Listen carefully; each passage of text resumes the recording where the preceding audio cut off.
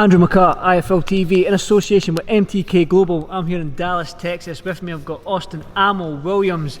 Amo, you wanted the rounds, but you did say, if I'm going to get him out there, I'm getting out of there. You're 3-0, you've not gone past the first round. How do you assess your performance? Today I give myself about a C. And the reason why is because a couple of times I felt myself get in front of myself. That's exactly what we was working on in this camp, was staying relaxed, making sure I did not get my chin in front of my front knee at any times, and every time I let my left hand go, I was supposed to sit back on the back leg and let it go. But sometimes I seen the opportunity, I got a little too excited for it. I felt it, you know what I mean? I don't think a lot of people seen it, but I felt it, and I feel like that's something the best ammo would not experience. I would not experience myself being over the front, in front of myself, or overzealous for any shot. So yeah, I give myself about a C, but I'm still happy with the outcome of the fight. Talk to me about that left hook to the body, that body shot. Is that something you've been working on in the gym? Yes, we call it a drag shot. It always comes after a right hook, because you're just so torqued to throw it. Yeah, you torque to throw and you drag over to the side with it, and then you can follow it up with a right hook to the body, which I tried to get off, but he was falling so fast it kind of slid off his back. But that shot is something we worked on in the gym. I trust that shot in the gym. I've hurt guys in the gym with it, and I knew at that point when I landed it, I knew the fight was over. I just, a fighter will let you know, when you land a shot just right, you know it. You feel it all in your body, your arms. I knew it was a wrap. When I walked off, I knew the fight was over with. I knew something was wrong with him by the way he dropped. Do you think he broke a rib? No, he did. He broke two. Did he broke two ribs? Yeah, so. I went all American there. You bring 2 ribs, man. I feel good too. You know what? That actually helps my name, Ammo. You know what I'm saying? I know a lot of people. You're living by that name now because, like I said, you're 3-0. Yeah. 3 knockouts. Yeah. 3 in the first round. Yeah. I mean, the name Ammo suits you, doesn't it? Yes, it does. I really like it. I think I can do so much with it. And if I keep performing and keep on training the way that I am, I can capitalize on that name so much. So, I mean, I want to give the fans something fun, something new. I feel like the boxing world has been missing something fun, like something that people really are just, like, not even just worried about the fight, but just like the guy that's coming in. Like, they want to back this guy because he's just so entertaining. He puts in work on his persona. Things like that. I want guys to be like, man, we got a true champion, a people's champion, and not only that, but a real champion. And I think the name Ammo gives me, the leeway to be able to do that. So I'm very happy with the name, and I'm happy with the way my career is going right now. You're very early into your career, like I said, but you've got a good team behind you, you've got a good manager, you've got Eddie Hearn, you've got guys that know boxing. But, I mean, like, you've only been boxing 4 years, is that right? Yeah. Well, not even yet. Not 4 years yet. August 25th, like I showed you yesterday. Yeah. August 25th, so I got a little bit of time before 4 years, but 4 years is when I picked up the gloves, stepped in the ring for the first time, and that will make 4 years on August 25th. So that's the scary thing is, how do they match you? Exactly. Because you're knocking guys out in the first round. You're very novice in the game, if I'm okay to say that. Yes, you are. So you're right. How do they match you going forward? Does your manager match you? How does Eddie Hearn match you? It's quite a tough one, isn't it? It's a tough one because I'm so malleable of a fighter, man. Every fight you're going to get a different ammo. If I got to make adjustments, you'll see them. I got a lot in my back pocket, and it's not just a thing that was given to me. I've spent so much time in the gym, really trying to perfect the style that I have. I don't mimic my style over any particular fighter. I have my own thing that I want to do, and I know for sure that I can adjust to almost any fighting style. I've been in the ring with almost every fighting style. Tall and lanky, short and stocky, Olympic level, heavy. You know what I mean? This guy came in 4.25 pounds over. Like I was saying, man, body types and things like that does not outweigh skills. I don't care what nobody say. If you don't have the skills, you can't match somebody with the skills, and they have the answers for the things that you do, you'll take them out. And that makes me so happy. It's not just a natural thing. It's not just he's a physically crazy guy. No, it's a lot more than that. It's a lot of time. It's a lot of real thought into it. So that's what you got. That's Ammo. That's Ammo. Well said. The crowd out there tonight, I mean, this isn't your home city, this is Dallas. This is Dallas, I'm from Houston. But the crowd out there, they sound like they was for me, right? Sound like they were all for you. Yeah. So imagine if you keep building your name, could you imagine something like that in Houston? Yes, I think it'd be even crazier and Houston, but I want to capture the world, man. So to capture, we spoke about that last time. Yeah. To capture another city is fine, but it's definitely already in the plans. It's not nothing that shocks me. You know what I mean? To know that I do have the support of Texas already is amazing. My friends who came out from Houston, that's amazing. But I want to get the country behind me. And skip that. Like Manny Pacquiao has the Philippines behind him. I want the world behind me. Like, it'd be hard to go against me. Like, you know, if I go somebody's country and I fight in their backyard, they like, damn it, we love ammo too. We love ammo. You know what I'm saying? So that's my goal and but you've objective. got to come to the UK. The UK fans will love somebody like you. You've got to come to the UK. I'll be there. I'll be there real soon. You promised me a tracksuit, right? I got you too. I'm gonna break you off with one. We probably gonna get more made. I'm gonna get some new ones. I'm gonna make sure I get an extra one for you. All right, but you got to be at the fight. I'll be at the fight because I don't know if we can talk about it. There's like rumours going about that you might be in the UK in August. We're not going to say when or where because we probably can't talk about it. But tell the UK fans why they should come out and watch you. Y'all want to see? You want me to do it? No, Yeah, you do.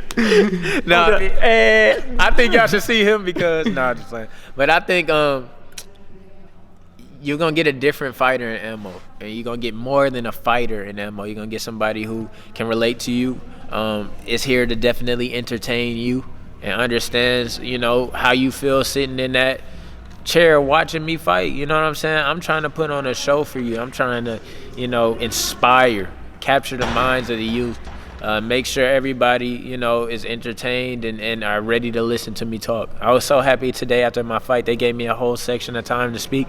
I didn't expect that. I didn't even know it was coming. I was going to ask that. How do you feel having that when you're just out the ring? You can't just go backstage and get your gloves off and whatnot and chill with your team. You've got to do that whole media role. How did you find that? I think that's amazing, dude. I think that's a product of me truly being myself, unapologetically, and with no barriers, dude. I'm myself.